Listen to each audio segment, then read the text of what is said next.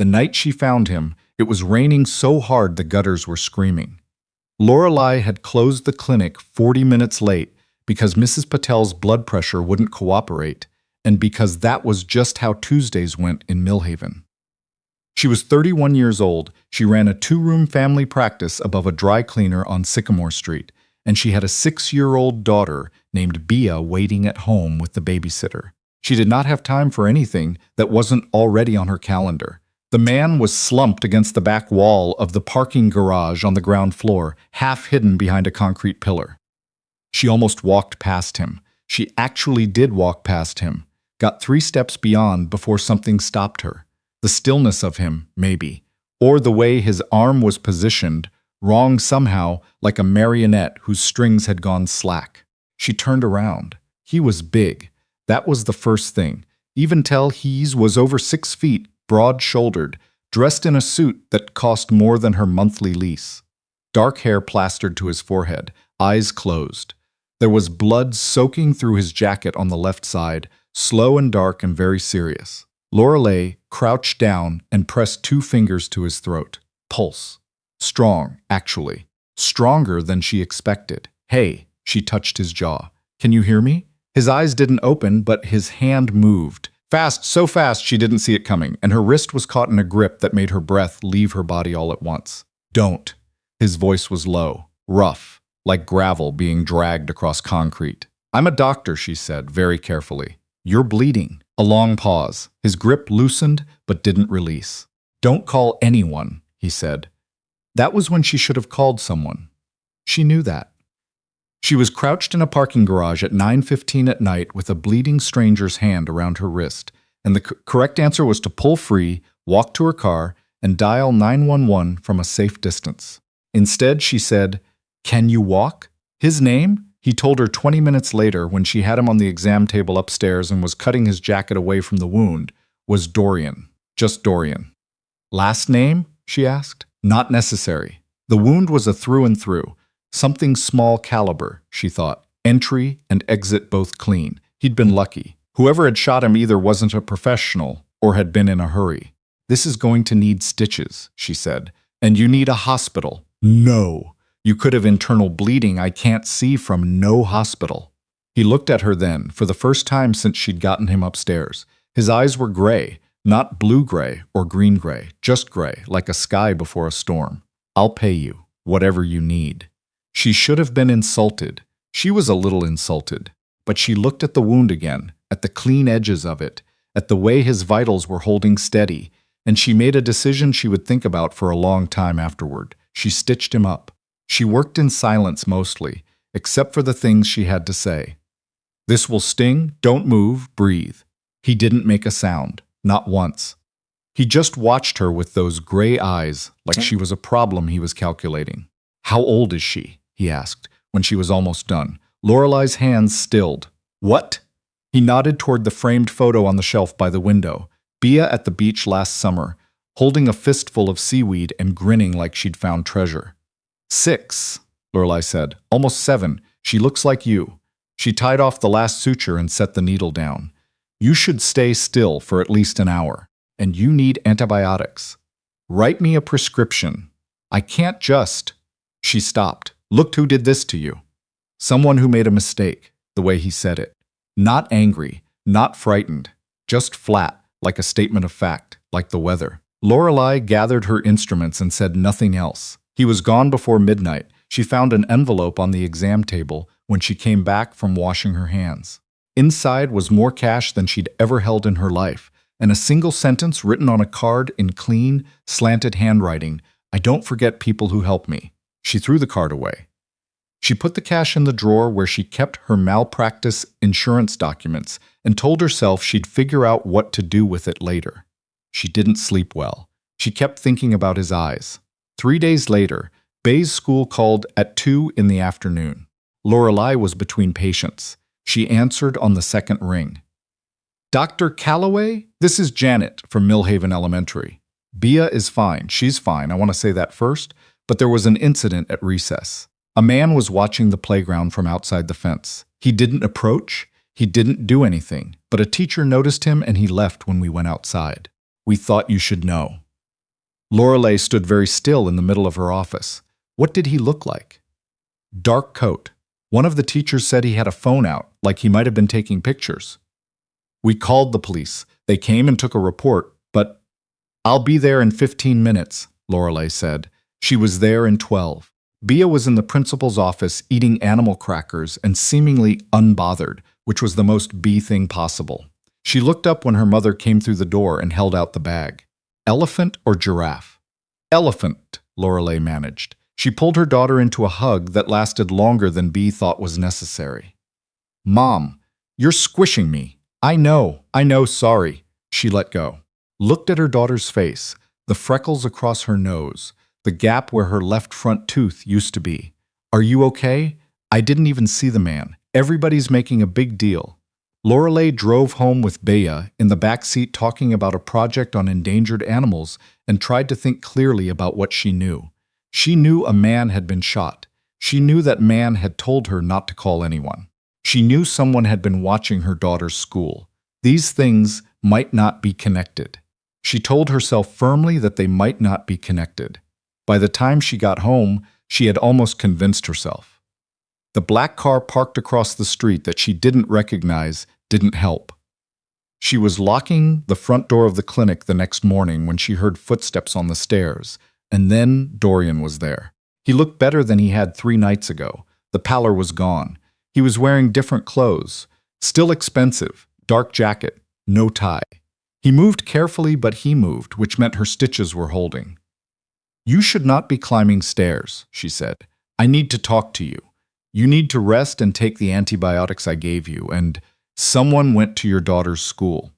The words landed like stones in still water. Lorelei unlocked the clinic door and held it open without speaking. He came inside. She turned on the lights and behind the reception desk because she needed something solid between them. Talk, she said. He told her. Not everything. She understood that, even as he spoke, she was receiving an edited version of the truth. But enough. His name wasn't just Dorian. He ran things in this city and in several cities beyond it. The man who had shot him was a former associate who believed incorrectly that Dorian had moved against him. That associate had apparently decided to look into who had helped Dorian that night. He found you, Dorian said. I'm sorry. That wasn't supposed to happen.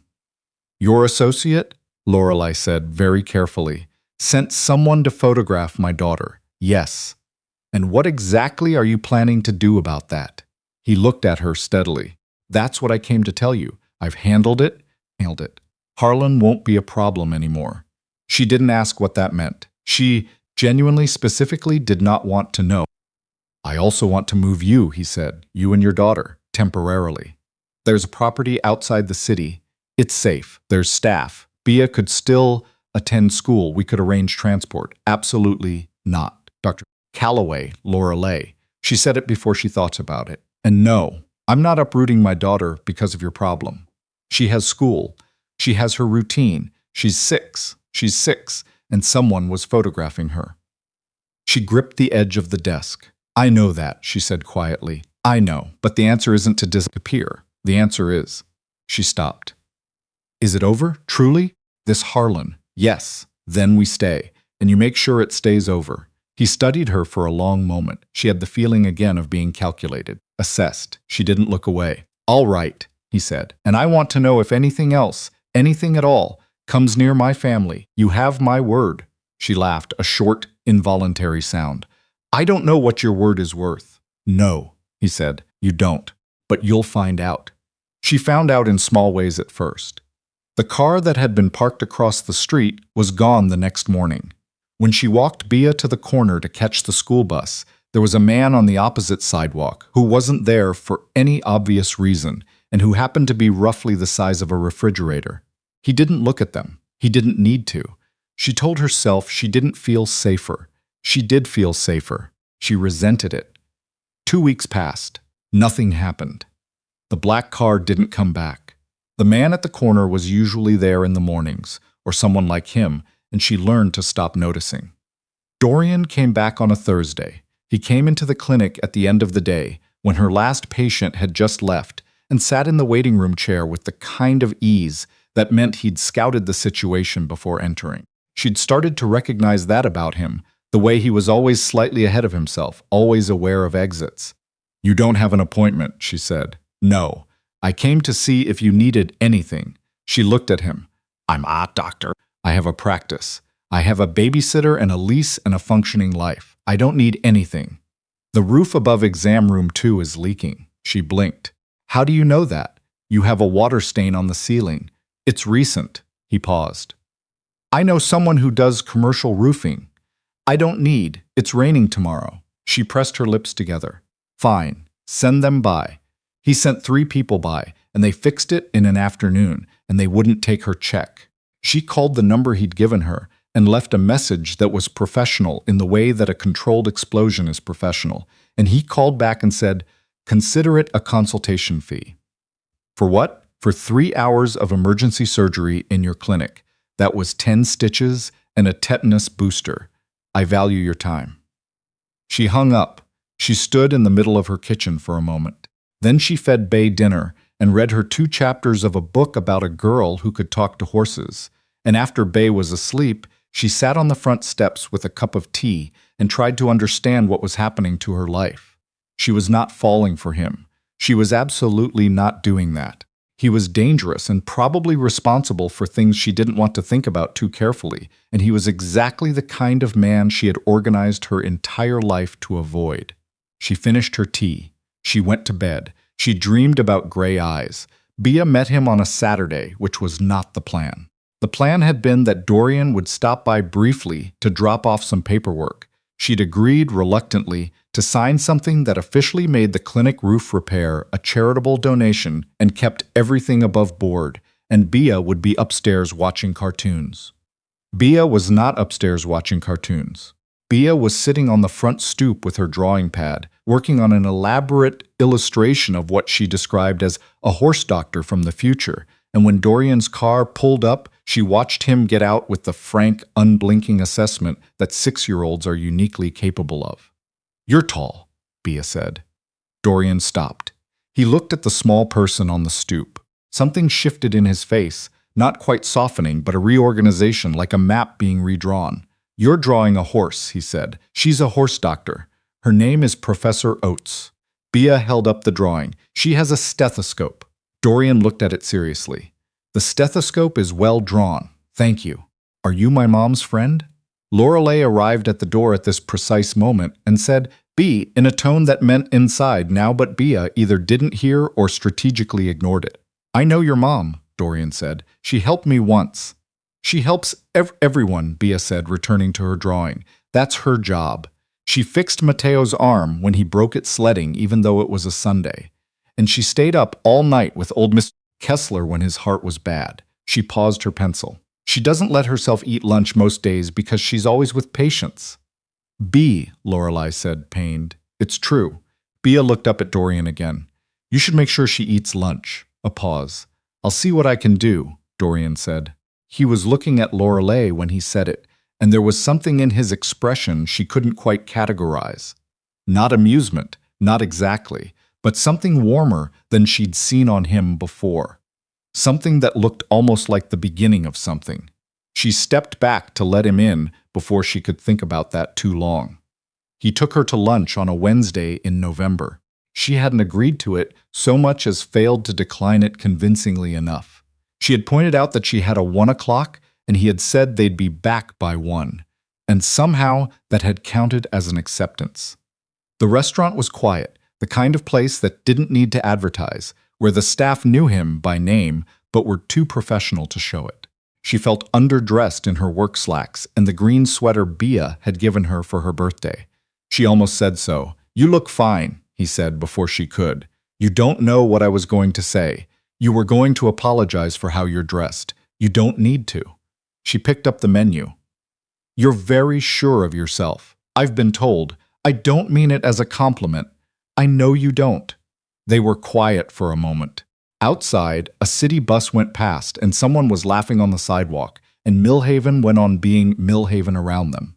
"Why did you come back?" she asked. "After I stitched you up. You paid. You could have just been done with it." He set down his water glass, looked at her the way he did sometimes, the calculating look, except she'd started to understand that calculation wasn't the right word for it. It was more like attention. Full, deliberate, complete attention of the kind most people doled out in fractions. Because I don't meet many people, I want to know better, he said. It was the most honest thing he'd said to her. She could tell from the slight shift in his jaw, the way he looked almost, not uncomfortable, but aware of himself. Like the honesty had surprised him too. I'm not easy to know, she said. No, he agreed. That's part of it. She ate her soup. She tried not to think about the way the afternoon light came through the window and what it did to the line of his face. She thought about it anyway. She found out what his word was worth on a December night when Bea had a fever of 103. Lorelei had been up since 2 in the morning with cool cloths and children's Tylenol and the specific quiet terror of a parent watching a thermometer. By 4, the fever was coming down. By 5, Bea was asleep again, sweaty and small and breathing steadily, and Lorelei sat on the edge of the bed with her hand on her daughter's back and felt the particular wrung-out exhaustion of parenthood. She didn't know she'd texted him until she looked at her phone and saw the sent message. Fever finally broke. She stared at it. She had no idea what she'd meant by sending it. She had no idea when he'd become the person she'd thought to tell. Her phone buzzed almost immediately. How is she now asleep? Better. And you? She looked at that for a moment. Tired, she wrote back. I'm always tired. I know. How do you know? Because you take care of everyone and then you sit on the porch by yourself at night and drink tea and don't let anyone take care of you. She sat very still in the dark of Bea's room. That's unsettling, she wrote. That you know that. I pay attention to things that matter to me. She didn't write back for a long time. Bea shifted in her sleep and muttered something that sounded like Professor Oates, and Lorelei pulled the blanket up and tucked it around her daughter's shoulders.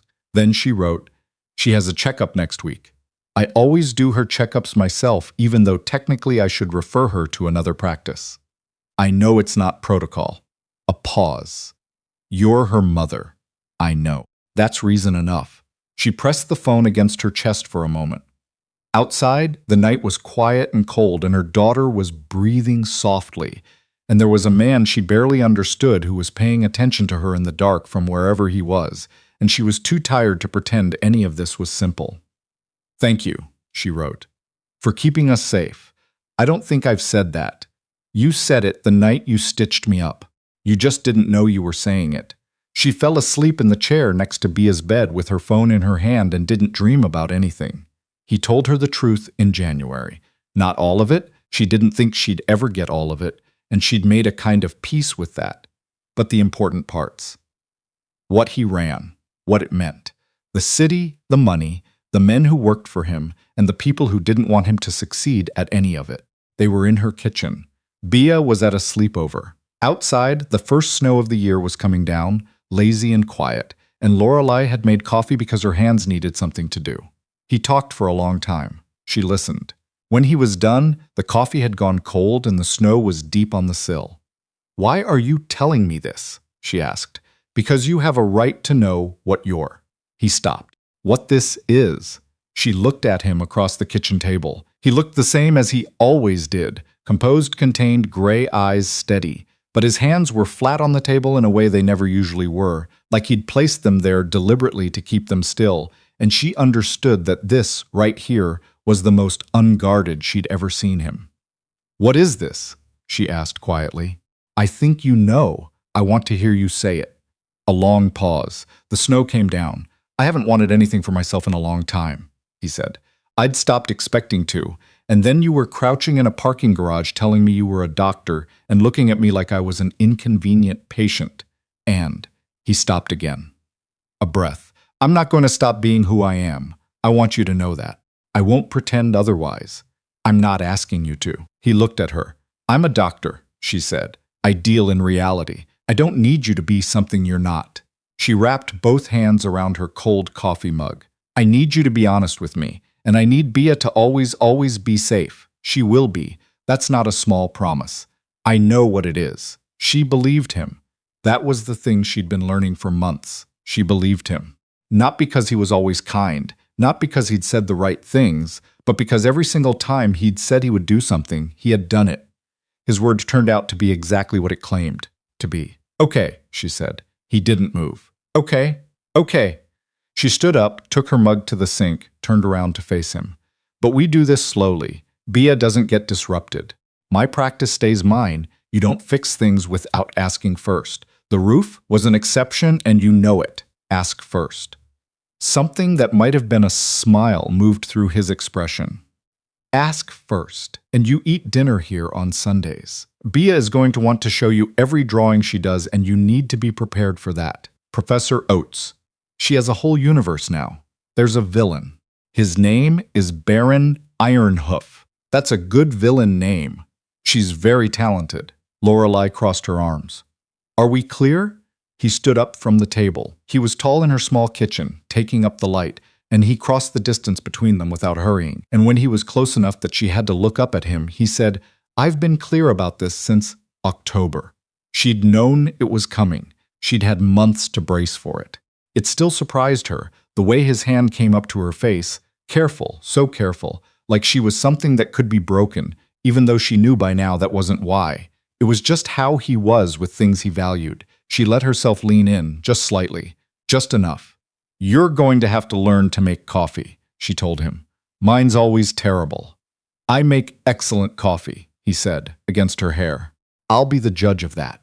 Outside, the snow kept falling on Millhaven, and inside the small, warm kitchen of a clinic that sat above a dry cleaner on Sycamore Street, Dr. Lorelei Calloway made the most deliberate decision of her adult life. Not the one she'd made in a parking garage, though that one mattered too. This one. The one where she stopped standing at a careful, professional distance and let something real and complicated and warm move toward her and didn't step back. She wasn't easy to know, he'd said so himself, but he'd also said, that's part of it, and somehow that was enough.